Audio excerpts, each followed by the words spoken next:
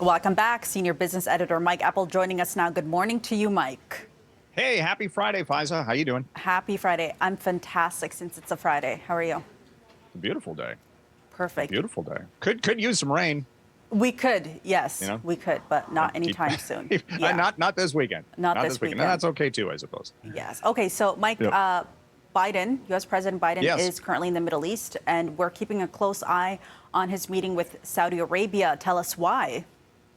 Well, it's kind of awkward, actually, when you think about it, that the U.S. president has to go cap in hand to Saudi Arabia's leadership to basically say, could you please increase oil production to get the price for oil and gas down because my approval ratings are in the tank, so to speak. But we're already hearing, Faiza, that there is no major announcement to come from today's meeting between Biden and the Saudi leadership. And then you've got the other aspect to all of this. OPEC is saying that they have no intention of kicking Russia out of the cartel. So you've got a whole bunch of political and economic aspects to this. It does not sound like there's going to be any short-term or quick fix to the energy crisis, which it has been dubbed by market watchers. The price for oil, interestingly, this week, yesterday was down significantly to below $92 a barrel for a brief time. Remember when oil at 92 was, oh my goodness, that's expensive. And now it's seen as that would be, a break, but it quickly bounced back because the market is still extremely tight. And unfortunately, the other aspect to this locally is the fact that gas prices are not necessarily going to be coming down any further. After a little bit of a drop over the course of this week, we're expecting them to hold at just shy of $1.76 for the weekend, which again, I saw yesterday it was below $1.70 at some local gas station. I'm going, wow, that's almost inexpensive. But again, it's all depending on where it was and where it's going. I hear you. Okay, we're also keeping close watch on the House of Commons meeting today, and this comes as Rogers and Shaw are nearing the deadline for the sale of Freedom Mobile.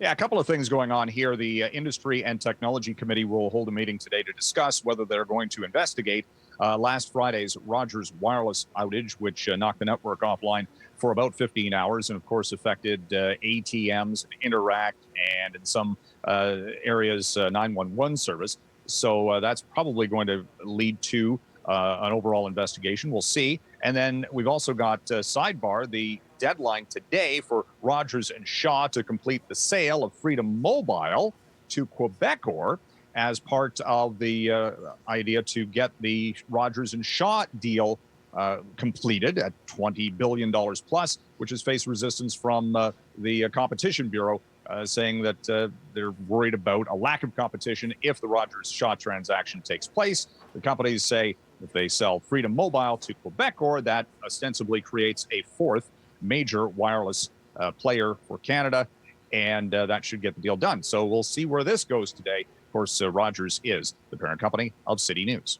Okay, let's talk stocks and the market now. It's been quite the tough week for investors. It has. You've got all sorts of worry, for the most part, about inflation and interest rates and recession risks. And when you've got that trio of things to concern with, and then yesterday, I got to mention the fact that the U.S. earnings season for the big banks did not exactly start very well, with results from J.P. Morgan and Morgan Stanley coming in below forecast. That hammered the Canadian bank stocks yesterday, and the TSX was down 286 points, and it closed at a 16-month low. We've seen the Canadian dollar this week, Faiza, drop below 76 cents U.S. It was at a 20-month low for a brief time yesterday, was the Canadian currency exchange above $1.30. So you got a whole bunch of things going on right now. A typically quiet summer, not so much. It is just a wall of worry, so to speak, for investors. Hopefully today we'll see a little bit of stability. Maybe just look at the sunshine outside and think about going to the Honda Indy or stuff like that going around the city. Take your mind off of all of this stuff. Yeah, there's lots to do this weekend. Speaking of, any plans for you? It's funny. I was thinking about this, how nice the weather is, and there's a whole bunch of things I actually want to do indoors this weekend. I haven't seen any movies. Lately. I want to see Thor, and I haven't seen Top Gun, and I want to watch the British Open. then I'll probably just say, nope, I'm going to go outside and do stuff. Sounds like a busy weekend already for you, Mike. Yep, there you go. Senior Business Editor Mike Eppel, thanks so much for joining us this morning.